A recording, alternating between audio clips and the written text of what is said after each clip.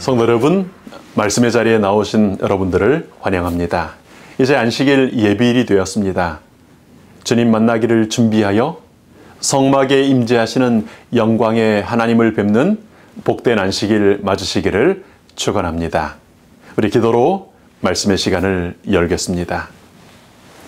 아버지 하나님, 지난 한 주 동안 또 한 기 동안 여기까지 인도해 주셔서 감사합니다. 말씀을 주셔서 읽고 연구하게 해주시니 감사합니다.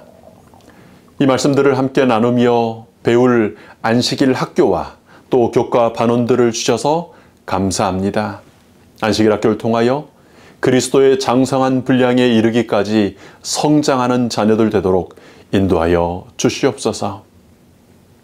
성령 하나님, 이 시간 저희의 교사가 되시며 인도자가 되어 주시옵소서. 예수님 이름으로 기도합니다. 아멘. 한 과를 마무리하고 특별히 한 길을 마무리하는 말씀으로 주어진 우리 교과의 글을 함께 읽도록 하겠습니다. 성소 건축보다 하나님의 구속하시는 역사, 곧 이스라엘을 애굽의 노예 생활에서 건지시는 일이 먼저 있었다. 그 다음에 하나님께서 당신의 백성과 영원한 언약 관계를 맺으려는 의지를 보이셨다.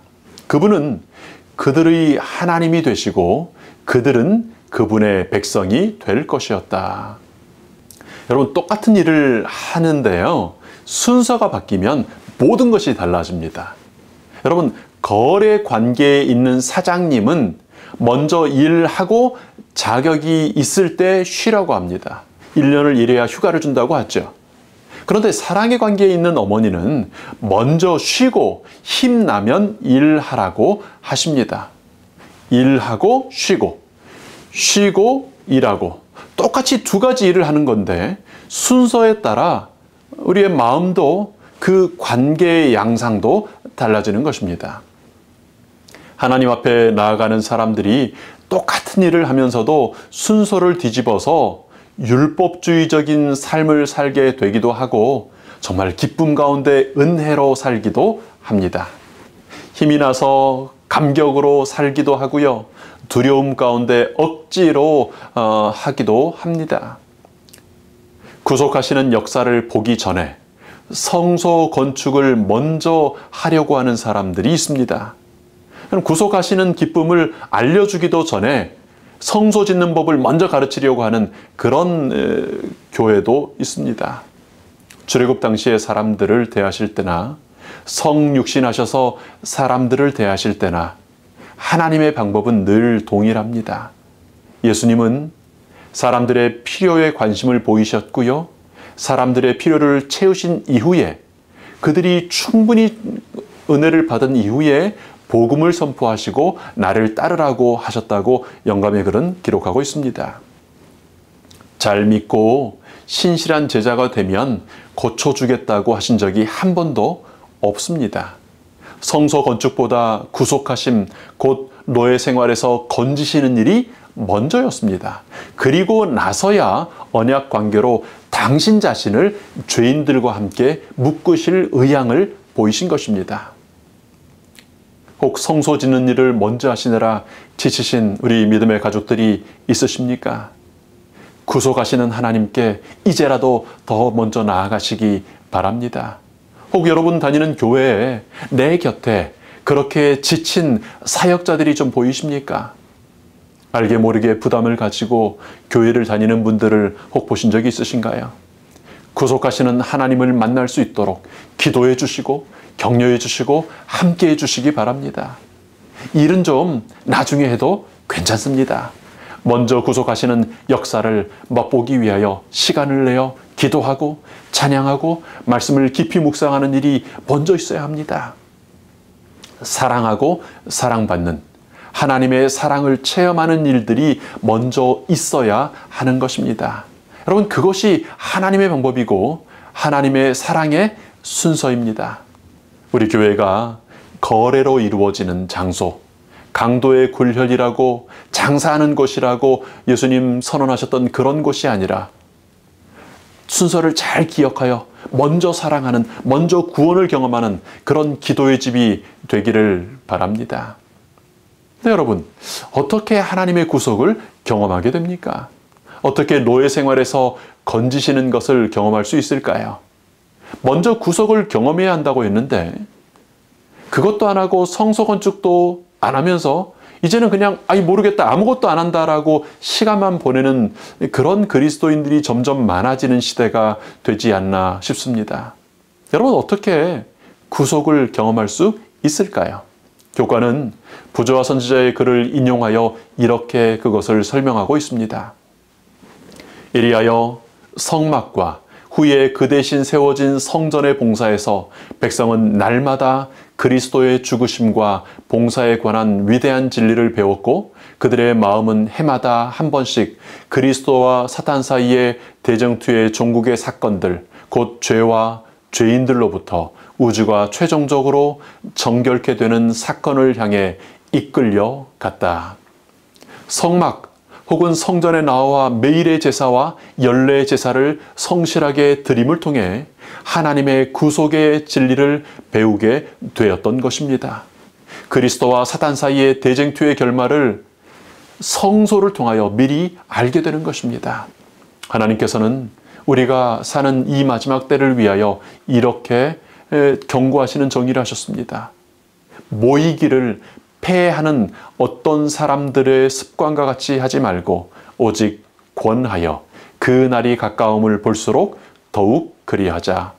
모이기를 패하는 것이 습관이 된 것이 재림이 가까운 마지막 날의 모습이라고 경고하고 있습니다. 하나님께서는 이러한 때를 위하여 성막을 짓도록 우리에게 촉구하시는 것입니다. 순서를 정리해 보면요, 하나님께서 먼저 구원해 주십니다. 죄의 노예, 이집트의 노예로 사는 사람이 스스로 구원할 방법은 없습니다. 그러나 하나님께서 먼저 개입하셔서 하나님의 특별한 능력과 사랑의 힘으로 구원해 주셨습니다.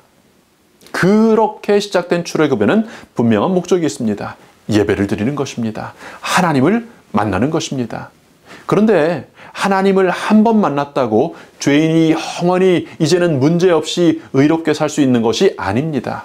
하나님 앞에서 상을 받고 식사를 하는 특권을 누린 후에 금송아지를 만들었던 그 사람들의 역사는 우리에게 아주 중요한 교훈을 주고 있습니다.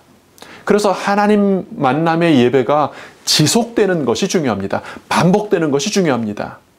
하나님께서는 영적인 삶의 지속을 위한 거룩한 시스템, 거룩한 습관을 가지도록 안식일과 성막을 주셨습니다. 성막은 누가 짓는 거라고요? 우리가 짓는 겁니다. 사람이 짓는 겁니다. 내가 짓는 것입니다. 무엇으로 짓습니까? 하나님께서 내게 주신 하나님의 선물인 시간과 하나님의 선물인 재물들로 다시 하나님께 돌려드려서 성막을 짓게 됩니다. 하나님께서는 먼저 내게 주시고요, 우리는 또 그것을 하나님께 돌려드림으로 그렇게 성막이 지어지는 것입니다.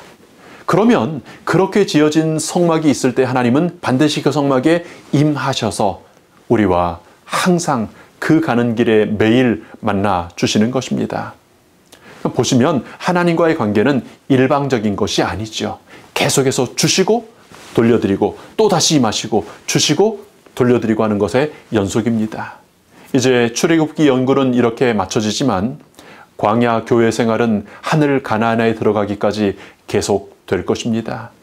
우리가 성막에 임하시는 하나님을 잊어버리지 않고 하나님의 안식일 축복 속에 들어가기를 계속한다면 우리는 마침내 예수님을 닮은 사람들이 되어 영원히 주님과 함께 거하게 될 것입니다. 이 좁은 길, 성막과 함께 가는 광야 길을 하나님과 함께 걷다가 영원히 하나님 나라에 들어가는 재림 성도들 되시기를 축원합니다. 아버지 하나님, 저희들 출애굽기를 통하여 배운 이 교훈, 이스라엘 백성들의 특권과 감격과 또 그들의 시험과 하나님 그들의 실수를 통하여 저희들 배우게 되었습니다. 무엇보다도 그런 죄인들을 먼저 사랑하시고 끝까지 사랑하셔서 찾아오시고 능력 베푸시며 용서하시고 다시 이끌어주시는 하나님을 뵙게 되었습니다. 시내산에서 죄인 모세를 만나시고 70인의 장로들을 만나시고 뿐만 아니라 너희 가운데 거할 성소를 지으라고 하신 그 성막을 통하여 모든 백성들 한 사람 한 사람을 만나주시는 하나님을 뵙게 되었습니다. 하나님, 저희도 매일의 삶을 통하여 하나님 만나 뵙기를 원합니다. 그렇게 구름기둥을 보며 불기둥의 인도를 따라 하늘 가나안에 가는 이 광야교회의 길, 좁은 길 걷기를 원합니다. 하나님, 저희들 이끌어 주시옵소서. 감사하신 예수님 이름으로 기도합니다. 아멘.